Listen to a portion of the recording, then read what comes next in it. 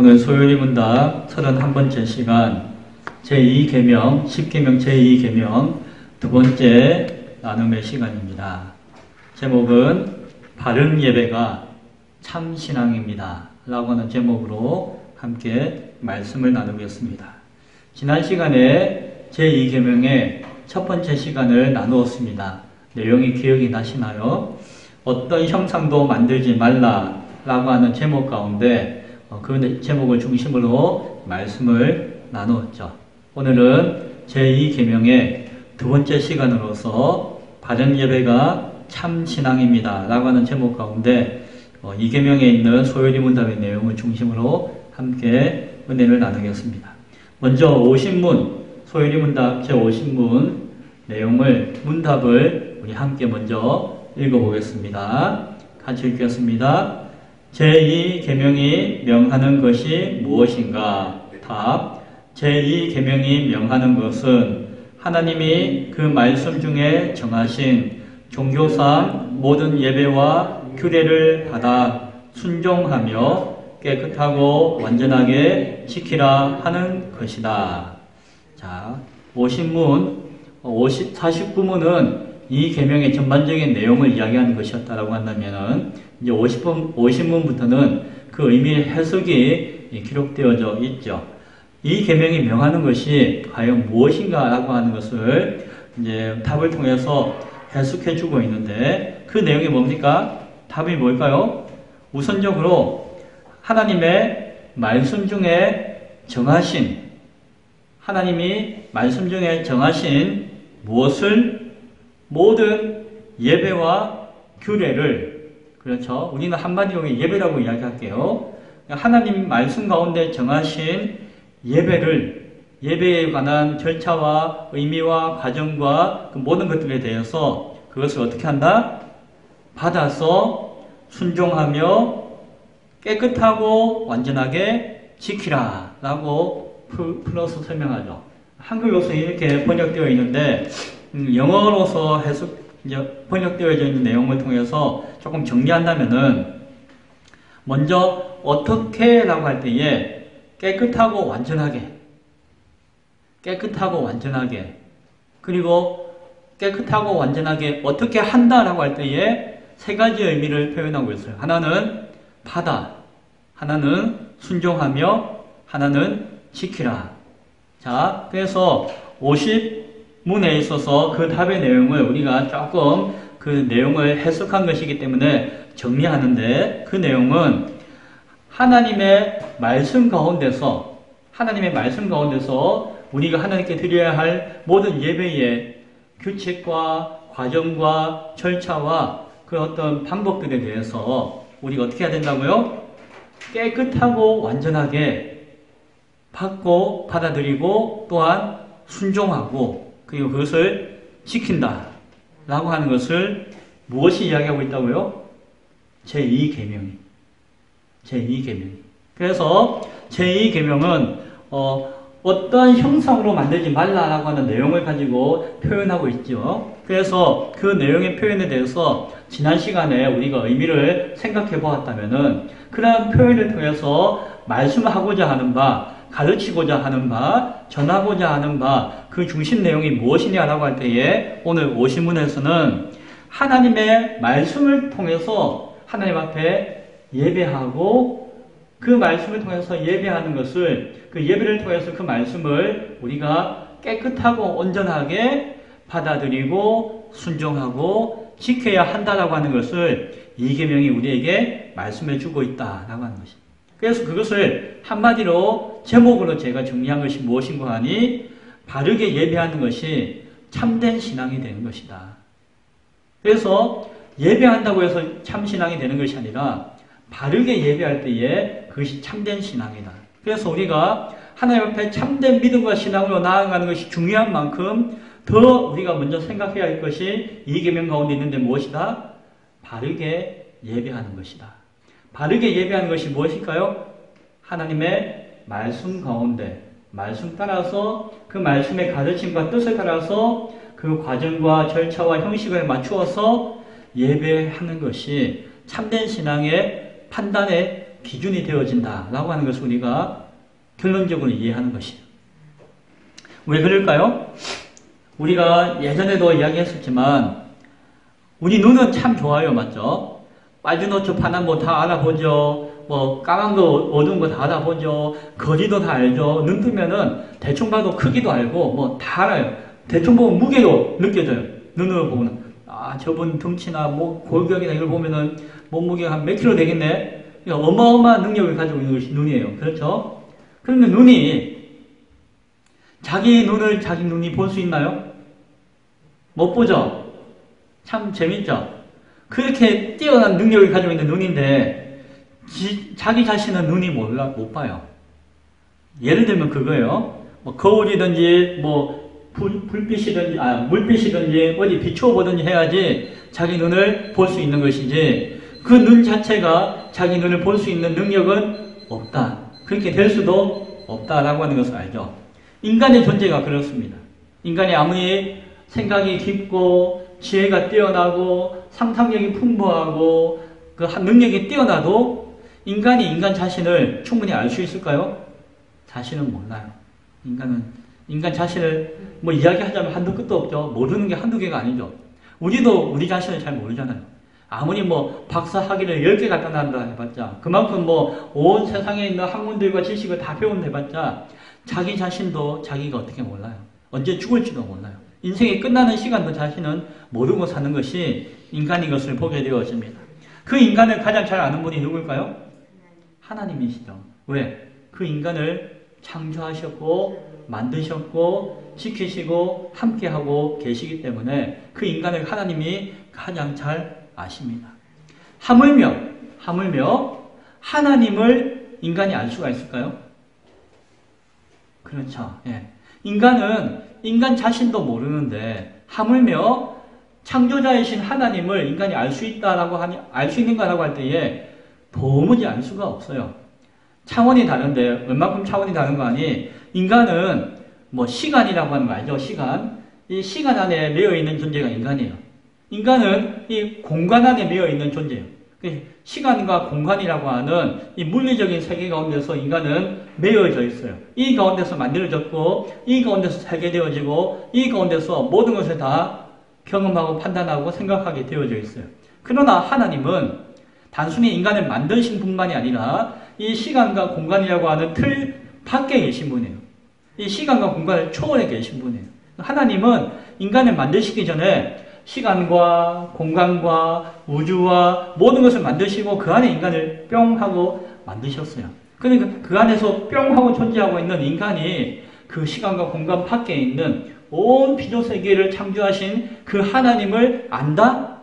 이것은 도저히 있을 수 없는 이야기죠. 있을 수 없는 이야기예요. 그러나 우리는 하나님께 예배한다라고 하잖아요. 하나님을 모르는데 어떻게 하나님을 예배할 수 있을까요? 하나님을 알아야지 예배하지 하나님을 모르는데 어떻게 예배할 수가 있을까요? 하나님은 그래서 우리에게 말씀으로 계시해 주셨어요. 하나님은 우리에게 말씀하셨어요. 그 말씀하신 이유는 하나님의 모습을, 하나님의 생각을, 하나님의 존재를 인간이 알게끔 하시기 위한 은혜의 수단이고 은혜의 방편 가운데서 말씀을 주신 것이에요. 그 말씀으로서 계시하셨어요. 계시한다는 것이 뭡니까? 열어서 보여주신다는 것이죠. 닫혀서 안 보이는 존재가 열어서 보여주심으로 말미암아 볼 수 있게 되어진 것이에요. 그래서 인간은 하나님이 열어서 보여주신 것 그만큼 하나님을 보고 알 수가 있는 것이에요. 하나님이 보여주시지 않고 하나님이 열어주시지 않으면은 인간은 도저히 하나님을 상상조차도 할 수 없는 것이 인간이라고 하는 것이에요. 하나님은 말씀을 통해서 하나님을 계시하여 나타내어 보여주심으로 말미암아 인간은 하나님이 말씀해 주신 것 그것만큼 하나님을 알게 되어졌고 하나님은 그것만으로도 충분하다 여기시기 때문에 하나님께서는 그 말씀을 예수님을 통해서 완성해 주셨어요. 성경은 말씀이 육신이 되었다라고 하시는데 예수님께서 이 땅에 오신 가장 큰 이유 중에 하나는 타락한 인간을 구원하시기 위한 것도 있지만은 그와 함께 타락한 인간을 회복하심으로 말미암아 하나님과 소통하며 하나님을 바라보며 하나님을 더욱더 분명하게 알게 하시기 위한 말씀의 완전한 계시로서 이 땅 가운데 오셨음을 우리가 바라볼 수 있어야 한다는 것입니다. 그래서 예수 그리스도가 하나님으로서 이 땅에 성육신하여서 나타나시고 오신 이유는 완전하신 말씀으로서 이 땅 가운데 하나님을 완전하게 온전히 바라볼 수 있게 하기 위한 하나의 통로로서 이 땅에 오셨음을 기억해야 할 것입니다. 그래서 성경은 예수님을 통해서 하나님을 알 뿐만이 아니라 심지어는 그 하나님의 형상을 처음 주신 형상을 회복함으로 말미암아 어디까지 나아간다? 하나님의 자녀가 되는 권세까지도 얻게 되어진다라고 약속을 해주세요.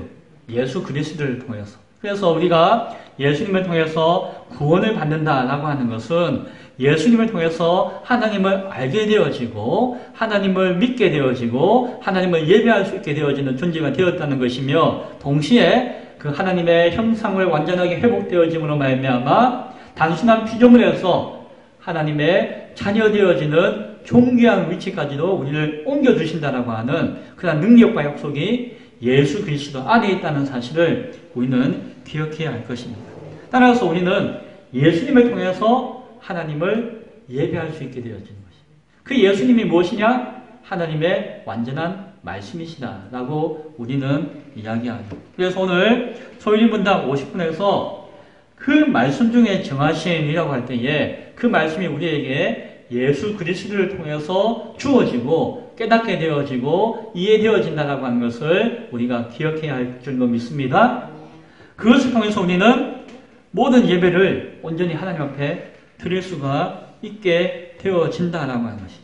그래서 오신문에서 알려주는 것은 바른 예배를 위해서는 그 하나님의 말씀을 예수 그리스도를 통하여서 순수하고 완전하게 가감하지 않고 그 전체를 온전하게 가감없이 그리고 다른 것을 첨가하거나 하지 않고 다른 것을 바라보지 않고 오직 다르지 않게 그 완전한 말씀으로서 그 말씀을 받아들이고 그 말씀을 순종하고 그 말씀을 지키고자 하는 모습 가운데 이 계명의 뜻이 있다라고 우리에게 이야기해 주고 있습니다.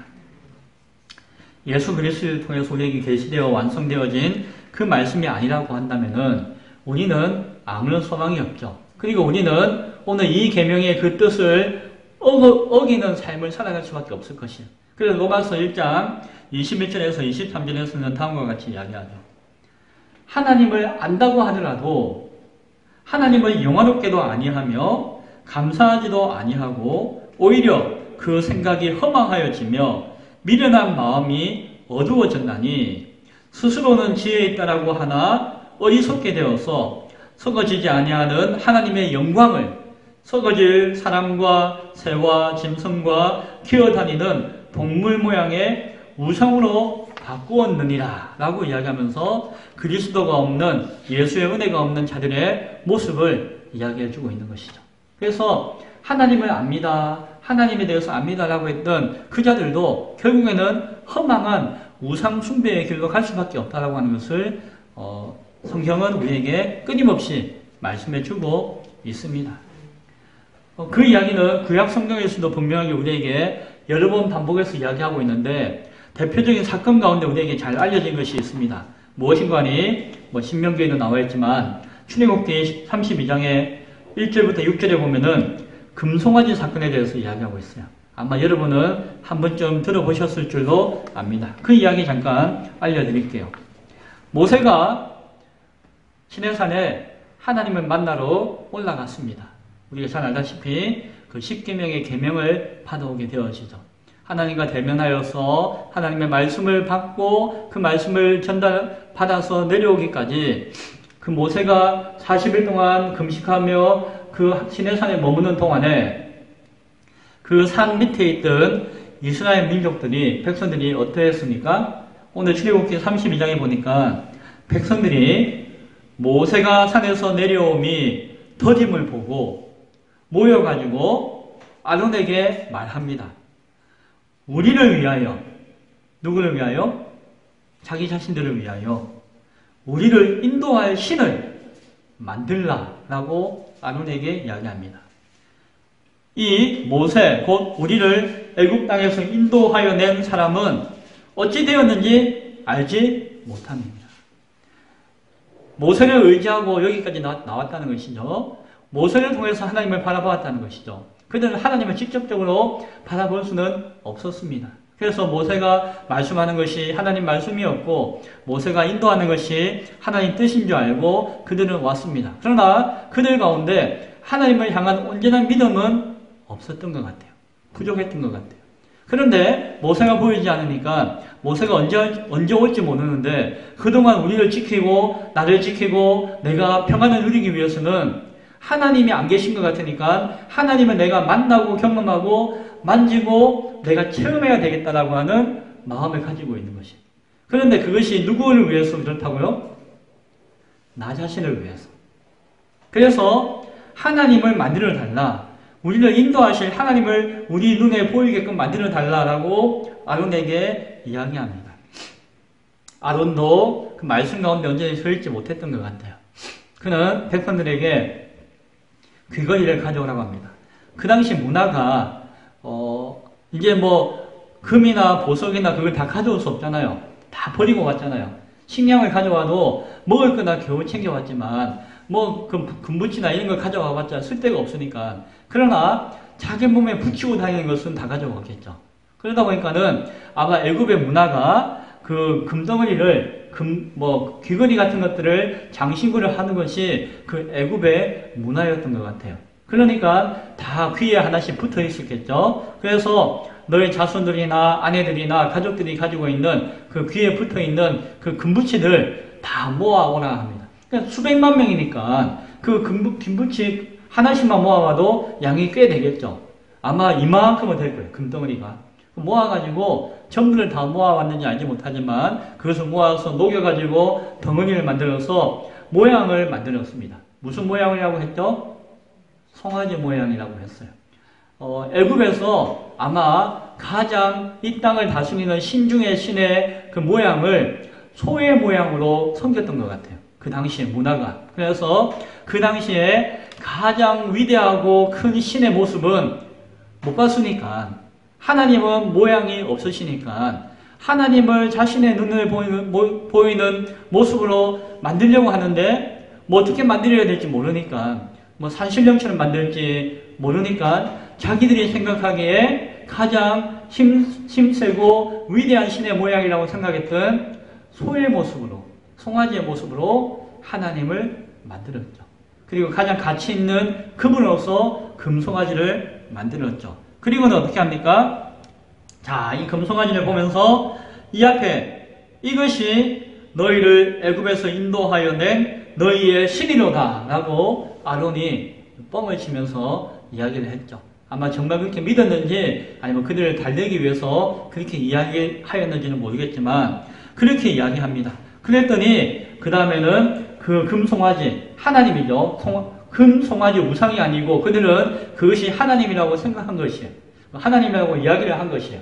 하나님이라고 가르친 것이에요. 그리고 그것을 딱 만들어 놓고 그 앞에다가 제단을 또 쌓아 만들어요. 왜? 하나님께 제사 드리기 위해서 제단을 만듭니다. 그리고 어떻게 합니까? 하나님의 날, 하나님의 절기를 세웁니다.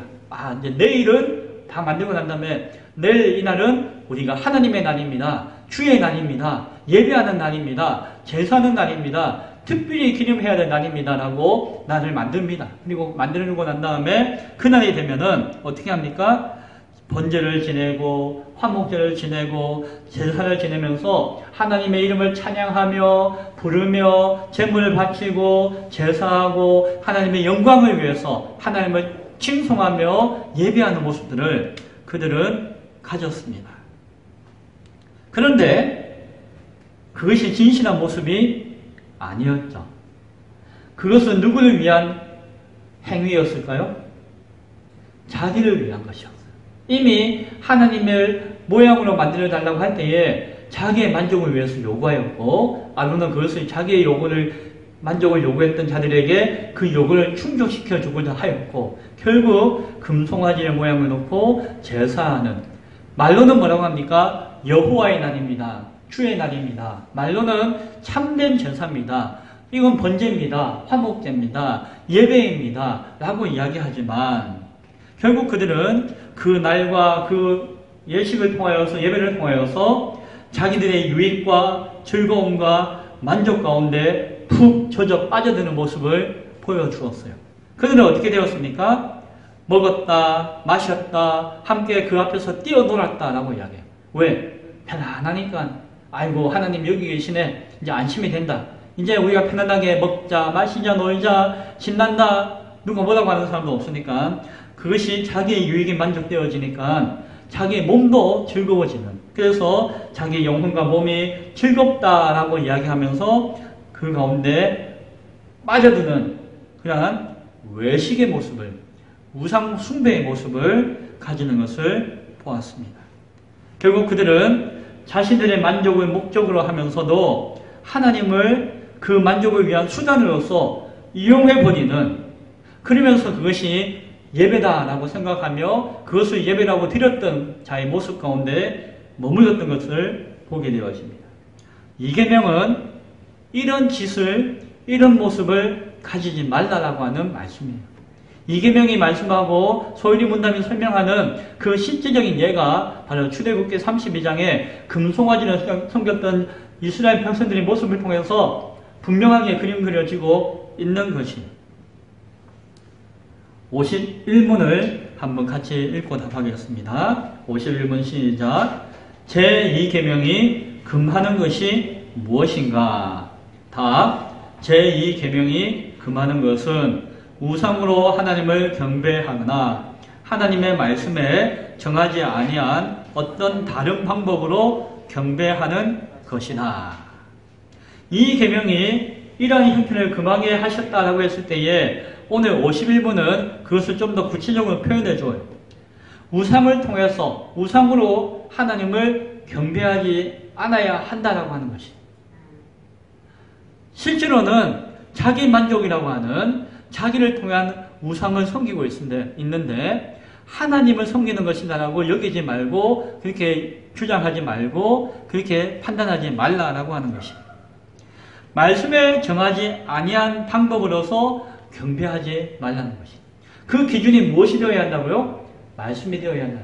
하나님은 하나님이 누구시며 어떻게 예배하며 섬길 것인가에 대해서 계시하여 알려주셨어요. 말씀을 통해서. 따라서 그 말씀이 알려주고 말씀이 가르쳐주며 정한 방법이 아닌 것들로 말미암아, 즉 자기의 만족과 자기의 생각과 자기의 주장과 인간의 판단으로서 하나님을 예배하고 섬긴다라고 하지 말라. 그것을 금한다라고 51분은 이야기해주고 있는 것이죠. 1계명을 통해서 너는 나 외에 다른 신을 내게 두지 말라 라고 하는 것을 통해서 우상을 섬기지 말라, 하나님을 예배하는 것이 무엇인지를 바로 알라라고 이야기했다면은, 이 계명은 하나님을 예배한다라고 하면서도 또한 결국에는 우상을 숭배하는 것으로 변질되지 않도록 주의해라 라고 말씀하고 있는 것이, 바른 방법으로 바른 예배를 말씀을 통해서 지킬 수 있어야 한다라고 말씀하는 것이, 말씀이 정하지 아니하는 그 어떤 다른 방법을 통해서 하나님을 예배한다 하더라도 그것은 참된 것이 아니며 참된 신앙이 아니게 되어진다라고 말씀하고 있다라고 한다는 것입니다. 우리가 하나님께 우리를 드린다라고 할 때에 헌신한다고 하죠. 몸을 바친다. 하나님께 우리를 바친다라고 할 때 헌신한다라고 하는 표현을 하기도 합니다. 헌신에 하나님께 우리를 바친다고 할 때에 그 성경적인 말씀에서 이야기하고 정하신 것은 무엇입니까? 그것은 그 몸을 헌신하기 전에, 바치기 전에 우선되어야 할 것은 우리 이 몸이 하나님의 형상을 회복해야 된다는 것입니다. 바꾸어 이야기하면은 예수 그리스도를 통해서 하나님을 온전히 알고 하나님께 나아가서 하나님이 주시는 은혜 가운데 우리가 우리의 형상을 회복할 수 있는 자가 되어야 한다는 거예요. 구원의 반석 위에 서는 자가 되어야 한다는 거죠. 무엇 이전에? 예배하기 이전에. 하나님 앞에 헌신하기 이전에. 그 다음에 드려질 때에 그 하나님과 인격적인 관계 가운데 서야 한다는 것 성경은 이야기해요. 말씀은 이야기해요. 무조건 드리는 것이 아니라 무엇이 전제되어져야 하는 거 아니? 하나님과 내가 하나님의 인격과 나의 인격이 하나님의 형상을 회복한 나의 인격이 하나님과 인격적인 관계 가운데 서야 한다는 것이. 그리고 그 인격적인 교제가 있어야 한다는 것이. 그 다음에 우리가 내 마음의 중심을 통하여서 하나님께 드리는 것. 그것이 무엇이다? 헌신이며 하나님 앞에 나를 바친다라고 할 때 성경적인 의미가 그러한 모습을 이야기하는 것이다. 자, 그런데 우리가 성경에서 이야기하고 있는 말씀에서 정하신 뜻을 모른다고 한다면은 하나님의 형상을 회복하는 것, 하나님과 인격적인 관계 가운데 거하는 것, 내 마음의 중심을 통해서 하나님께 드리는 것이 언제나 헌신이라는 것을 망각한 채 내 생각과 판단과 주장 가운데 머문다면은 우리는 어떻게 하겠습니까? 나에게 가장 귀한 것, 내가 할 수 있는 것, 내 몸, 내 피, 내 힘, 이것을 가지고 하나님께 드린다라고 생각하고 판단할 수 있다는 것입니다. 그러면서 우리가 헌신합니다, 하나님께 나를 드립니다라고 할 때에 우리는 내 인격과 하나님의 인격의 만남 이전에 나의 정성을 통하여서, 나의 힘을 통하여서, 나의 노력을 통하여서, 나의 행위를 통하여서 하나님께 헌신하며 드린다라고 우리는 생각할 수가 있다는 것이죠. 그러면은 그것이 아무리 그럴듯하게 보이고 그것이 아무리 수고롭고 아무리 내가 생각할 때는 가장 가치 있는 것이라 할지라도 내 생명을 드리는 것이라 할지라도 내 몸을 던져서 불사르는 것이라 할지라도 하나님과는 상관없는 헌신이 예배가 될 수 있다는 것이죠. 거짓된 우상을 통해서 속이는 자는 인간의 몸과 피와 생명을 드리는 것이 가장 값진 헌신이며 값진 제사라고 이야기하고 인간을 속일 수 있습니다. 그렇죠? 그러나 그것은 참된 헌신도 아니며 예배도 아니며 하나님께 드림도 아니라고 하는 것을 우리는 기억해야 되는 것이죠. 오히려 그것을 통해서 함정에 빠지는 것이죠. 오히려 사단을 섬기는 자들이 인신공양을 해요. 사단을 섬기는 거짓된 영을 섬기는 자들이 오히려 피를 흘리고 자신의 살을 베고 인간을 바쳐서 태워서 드리는 것으로 그 신적인 존재를 즐겁게 한다라고 주장하고 생각하고 행하고 버리는 것입니다. 얼마나 사악한 것입니까? 제52문 문과 답을 한번 읽어보겠습니다. 시작. 제2계명이 지키라 한 이유가 무엇인가? 답. 제2계명에 지키라 한 이유는 하나님이 우리의 주제가 되시며 우리의 소유주가 되시며 홀로 자기에게만 경배하는 것을 바라시는 것이다. 한마디로 이야기해서 무엇입니까?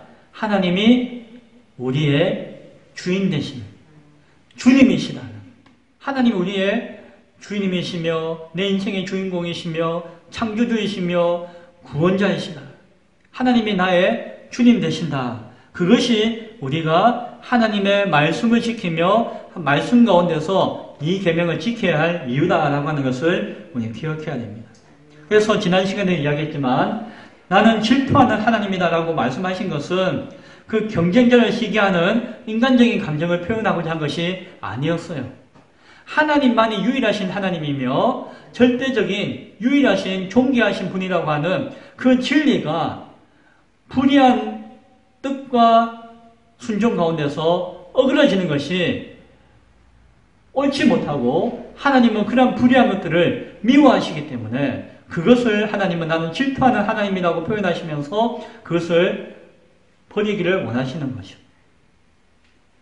고린도전서 13장에 보면 이야기하죠. 사랑은 불의를 기뻐하지 아니하는 것이다.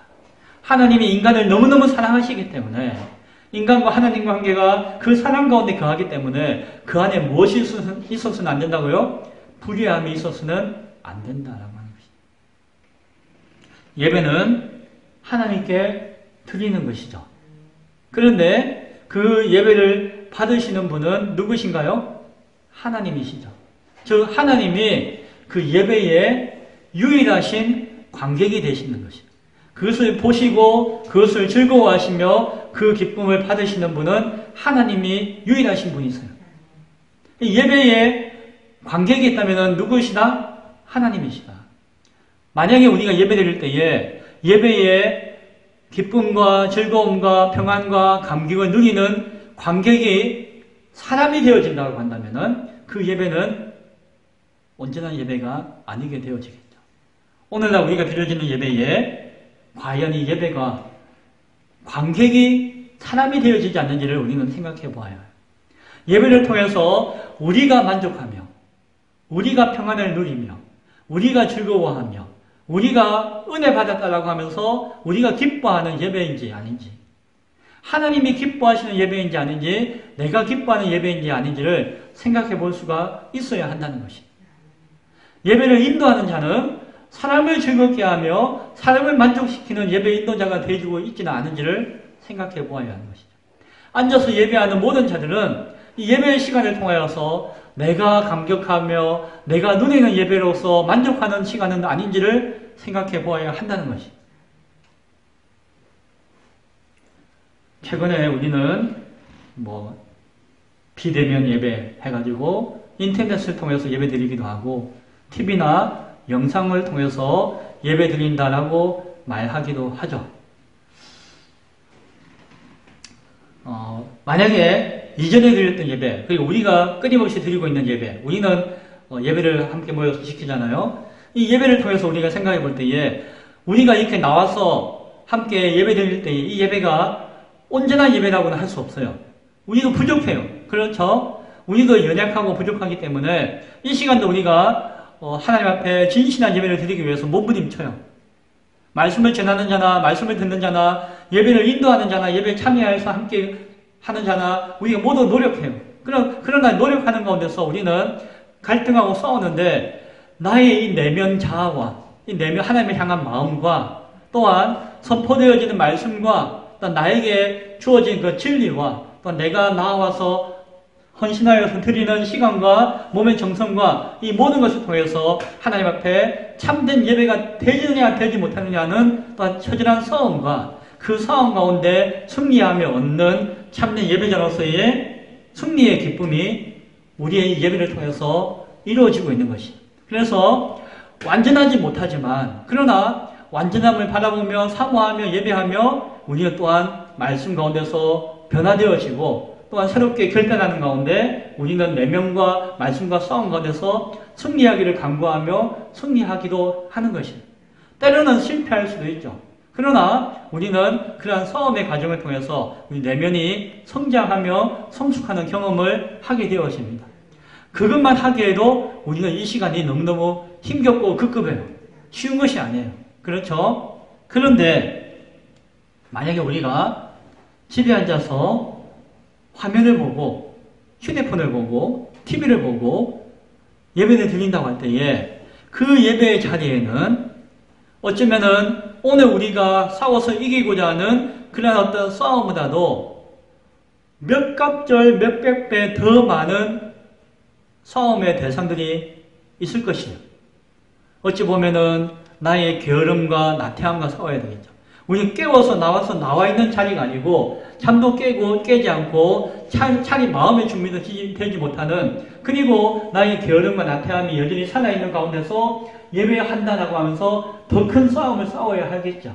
그리고 누군가가 갑자기 손님이 온다든지 뭔가 밥을 먹어야 한다든지 내가 해야 할 일이 많다든지 회사 업무가 있다든지 해야 할 공부가 있다든지 숙제가 있다든지 아니면 밥을 아직 못 먹었는데 누군가 밥을 먹고 있다든지 등등 정말로 이 함께 모여서 예배하는 이 순간도 어려운데 이것도 우리가 쉽지 않은 싸움인데 그 가운데서 드려지는 예배를 통해서 싸워야 할 것들이 어마어마하게 더 크게 많을 것이며 우리가 승리할 수 있는 확률은 더 낮아질 것이며 우리가 말씀과 진리와 나의 내면과 싸우는 싸움은 한편 거룩한 싸움이라고 한다면은 나의 게으름과 나태함과 TV 프로그램과 나의 즐거움과 쾌락과 여러 가지 것들로 말미암아 진리와 말씀 간에 싸운다고 할 때에 그 싸움이 얼마나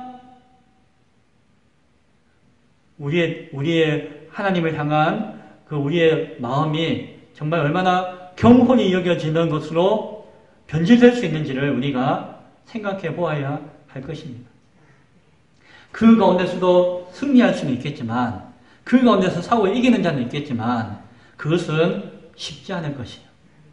나와서 함께하며 여기서 처절하게 집중하여 드릴 때에도 우리가 마음이 흩어지기도 하는데,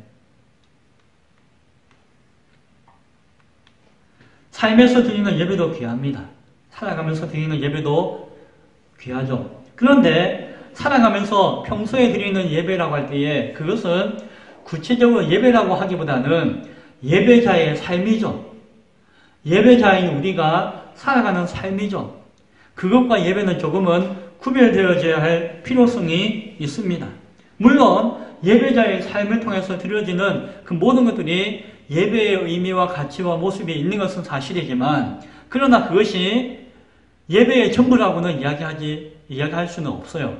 왜냐하면은 우리에게는 함께 모여서 하나님이 계시하여 나타내 주신 하나님의 뜻과 계시되어진 말씀의 실천을 통하여서 드려지는 예배가 있기 때문에, 하나님께서는 말씀하셨고 그 말씀이 실행되어지는 그 절차와 과정과 형식과 모습을 통해서 구별되어지는 시간과 장소와 우리의 자세와 그 우리의 마음가짐을 통해서 드려지는 예배를 우리에게 보여주셨고, 그 말씀의 실현을, 말씀의 역사를 그 나타내어준 그 예배의 모습을 통해서 우리가 얻기를, 취하기를 원하신다는 사실을 우리가 잊어서는 안 된다는 것이에요.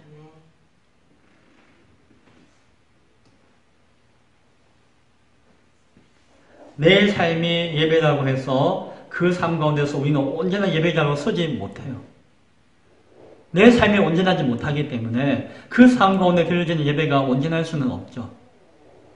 함께 모여서 그 말씀에 실현되어지는 예배를 드린다 하더라도 우리는 완전하지 못하지만, 그러나 우리는 그것이 하나님의 말씀 가운데 우리에게 주어지는 계시되어진 모습이고 방법이고 절차인 것을 알기 때문에 우리는 우리의 시간을 들여서 어떤 시간과 공간을 마련해가지고 구별되어서 드리는 예배로서 우리는 하나님 앞에 나아가고 있다는 것입니다. 예배의 형식과 과정은 그냥 드리는 것이 아니에요. 모든 형식과 절차와 과정에는 하나님의 말씀에 실현되어지는, 말씀에 현현되어지는 목적과 가치가 있다는 것을 기억해야 돼요. 그래서 우리가 드려지는 이 모든 것들은 말씀이 나타나는 것이고, 말씀이 계시되어 증거되어지는 것이고, 우리가 그 말씀을 우리가 체험하여서 체득하는 역사가 예배 가운데 있다고 하는 것을 우리는 기억해야 합니다. 우리는 그 예배도 소홀히 여겨서는 안 된다는 것입니다. 시대가 바뀌고 상황이 변하고 그렇다 할지라도 시대의 편의와 혹 우리의 안위와 우리의 편의가 하나님께 드려지는 예배보다도 우선되어지고 있지는 않은지를 우리는 스스로 돌아보아야 할 것입니다. 말씀을 정리하고자 합니다. 이 계명은 바른 예배에 대한 명령입니다. 그것은 곧 바른 예배가 참 신앙이기 때문입니다. 바른 예배는 곧 하나님의 말씀의 실행이며 그 말씀의 증거입니다. 예배를 통해서 그 말씀이 이 땅 가운데 나타나고 증거되어지는 그 역사를 우리가 경험하고 표현하고 고백할 수가 있는 것입니다. 오늘 우리의 예배가 하나님의 말씀을 순수하고 완전하게 드러내는 바른 예배인지를 돌아볼 수 있기를 바랍니다. 그 바른 예배를 통해서 우리의 진실한 바른 신앙을 받아들이고 순종하며 지키는 은혜가 우리 가운데 있을 수 있기를 간절히 축원드립니다. 기도하겠습니다.